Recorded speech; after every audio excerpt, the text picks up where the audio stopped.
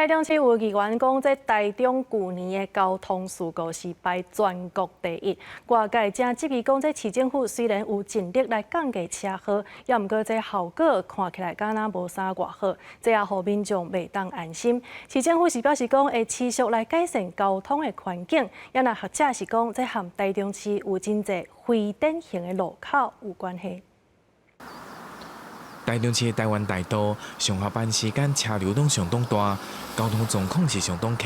未少民众感觉开车或者是骑车伫台中市区，必须要特别小心。就看到那个机车这样子，哇，在那个车阵中这样子，哇，这样子穿来穿去，还真的蛮危险。行人有行人权，机车有机车权啊，开车有开车权啊，那他们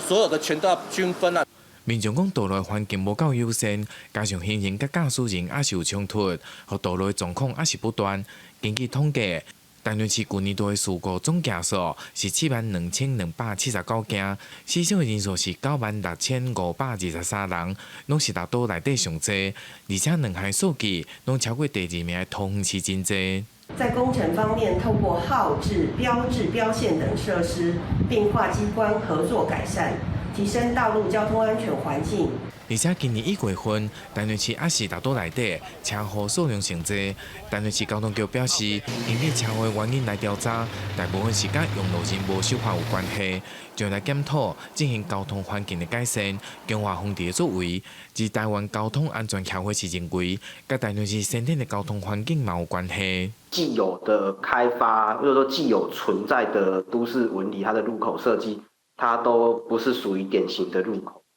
那这种路口在先天上，它就条件是很不利啊，很容易发生车祸。有时候是他就算想守，可是呢，他也没有办法做出正确的判断，因为他该看的东西没有看到。 台湾交通安全协会表示，台中市有真侪多叉路口，安尼非典型路口，比较其他的县市是搁较侪。事故的原因无一定拢是驾驶人的过失，还佫需要透过道路工程以及驾驶教育，才使一步一步来降低。